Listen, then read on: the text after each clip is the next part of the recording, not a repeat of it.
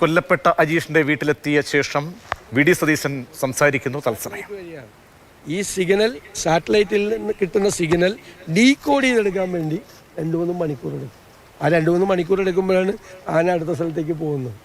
അല്ലാതെ കർണാടക ഗവൺമെൻറ് ഇത് കൊടുക്കാനിട്ടല്ല. കർണാടക ഗവൺമെൻറ് ഈ ആനയുടെ കോളറിൻ്റെ യൂസർ ID-യും പാസ്വേഡും സംസ്ഥാന വനം വന്യജീവി വകുപ്പിന് കൊടുത്തിട്ടുണ്ട്. പിന്നെ വെറുതെ അത് പറഞ്ഞിട്ട് വിഷയം ഉണ്ടാക്കണ്ട. ഇനി അഥവാ ഈ അന്തർ സംസ്ഥാനങ്ങളുമായിട്ട് ബന്ധപ്പെട്ട വിഷയം ആയതുകൊണ്ട് ഞാൻ പറയുന്നത്, മുഖ്യമന്ത്രി കർണാടക മുഖ്യമന്ത്രിയെ വിളിക്കുകയോ അല്ലെങ്കിൽ വനം മന്ത്രി ബാംഗ്ലൂർ പോവുകയോ ചീഫ് സെക്രട്ടറിയെയും വനം സെക്രട്ടറിയെയും CCF-നെയും കൂടി കർണാടകത്തിൽ തൊട്ടടുത്തല്ലേ വിട്ട് അവിടെ ചെന്ന് സംസാരിച്ച് 2 സർക്കാരിലെയും ഉദ്യോഗസ്ഥന്മാർ ഒരുമിച്ചിരുന്ന് ഏതെല്ലാം തരത്തിൽ ഇത് കൈകാര്യം ചെയ്യാൻ പറ്റുമെന്നുള്ളൊരു തീരുമാനം എടുക്കണ്ടേ.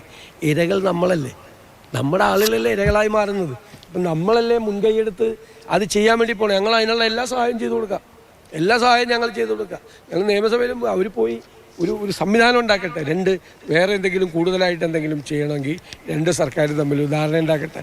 അവിടെ നിന്ന് ഇങ്ങോട്ട് മാത്രമല്ല ആന, ഒരു സീസണിൽ ഇവിടുന്ന് അങ്ങോട്ടും പോവും ഇല്ലേ, ഇവിടുന്ന് അങ്ങോട്ടും പോവുമല്ലോ ആന. ഇതൊക്കെ തമിഴ്നാട്ടിലേക്കും കേരളത്തിൻ്റെ പല അതിർത്തിയുണ്ട്, ഇടുക്കി അതിർത്തിയിൽ നിന്ന് തമിഴ്നാട്ടിലേക്കാണ് പോകുന്നത്, കർണാടക അതിർത്തി. അപ്പോൾ 3 സംസ്ഥാനങ്ങളും തമ്മിലൊരു ധാരണ ഉണ്ടാകട്ടെ. അതിനൊക്കെ മുൻകൈ എടുക്കേണ്ടത് ആരാ? ഗവൺമെൻറ് അല്ലേ.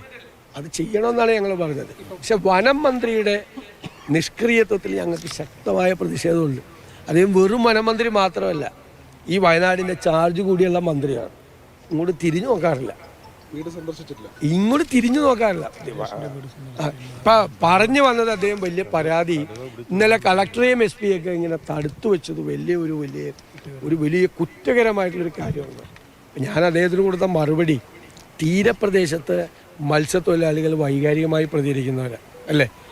കാരണം എന്താ, പരിവരുത്ത ജീവിത യാഥാർത്ഥ്യങ്ങളിൽ ജീവിക്കുന്നവരാണ്. ഇത് മനുഷ്യൻ ഭീതിയിൽ നിൽക്കുകയാണ്. തൻ്റെ കുടുംബത്തെയും മക്കളെയും സംരക്ഷിക്കാം. ഇന്നിപ്പോൾ ഇവിടെ വന്നപ്പോൾ കണ്ട ഒരു ഭയത്തിൽ നിന്നുണ്ടാകുന്ന അതല്ലേ പറയുന്നത്. അപ്പോൾ അവർ വൈകാരികമായി പ്രതികരിക്കില്ലേ. ഇന്നലെ വൈകാരികമായി പ്രതികരിച്ചില്ലെങ്കിൽ ആരെങ്കിലും ഇങ്ങോട്ട് തിരിഞ്ഞു നോക്കുമോ? ഞാൻ പറയാം, അത് സ്വാഭാവികമായൊരു പ്രതികരണമാണ്. അവരെ ഇനി മാവോയിസ്റ്റും തീവ്രവാദിയൊന്നും ആക്കണ്ടെന്ന് ഞാൻ പറഞ്ഞിട്ടുണ്ട് നിയമസഭയിൽ. ഈ പ്രതികരിച്ചവരെ പറഞ്ഞു വരുന്ന അതാണ്. അവരെന്തോ ആരോ കുത്തിത്തിരിപ്പുണ്ടാക്കി, അതൊന്നല്ല. ഇതൊക്കെ സ്വാഭാവികമായ ജനങ്ങളുടെ പ്രതികരണമാണ്. ഇപ്പോൾ നമ്മളെ കാണുമ്പോഴും പറയും ആളുകൾ, നമ്മളെ കാണുമ്പോഴും പറയും. കാരണം നമ്മളൊക്കെ ഉത്തരവാദിത്തപ്പെട്ട ആളല്ലേ. ഞങ്ങളെ കാണുമ്പോഴും ആളുകൾ സങ്കടം പറയും, ചിലപ്പോൾ ദേഷ്യത്തിൽ പറയും, ചിലപ്പോൾ ചീത്ത വിളിച്ചെന്നിരിക്കും. അതൊക്കെ സ്വാഭാവികമല്ലേ. ഉത്തരവാദിത്തപ്പെട്ട ആളുകൾ ഉത്തരവാദിത്തം നിർവഹിക്കാതിരുന്നു കഴിഞ്ഞാൽ ആളുകൾ പ്രതികരിക്കും. അത് അത്രയും കഷ്ടപ്പെട്ട് ജീവിക്കുന്ന മനുഷ്യരല്ലേ. അല്ലാതെ തന്നെ ദുരിതമാണ് കാർഷിക മേഖലയിൽ. ഇപ്പം ഇതും കൂടി ആയപ്പോൾ അത് വലിയ വിഷമം ഉണ്ടാക്കുകയാണ്. ഹാസനിൽ നിന്നാണ് പിടിച്ചത്. ഇതിന് മുന്നേ ഒന്ന് വന്നു തണ്ണീർക്കൊമ്പൻ. അപ്പോൾ ഇത് അതിലൊരു പ്രശ്നമില്ല. ശരിക്കും പറഞ്ഞാൽ അത് ഏത് സംസ്ഥാനമാണെങ്കിലും വളരെ ദൂരെ നിന്ന് പിടിക്കുന്ന ആനകളെ പോലും മറ്റൊരു സംസ്ഥാനത്തിൻ്റെ അതിർത്തിയിൽ കൊണ്ടുവിടുക. അപ്പോൾ ഇതിനൊരു മെക്കാനിസം ഇപ്പോൾ ഒന്നുകൂടി മുഖ്യമന്ത്രി ഇപ്പോൾ ചില നടപടികൾ പ്രഖ്യാപിച്ചിട്ടുമുണ്ട്.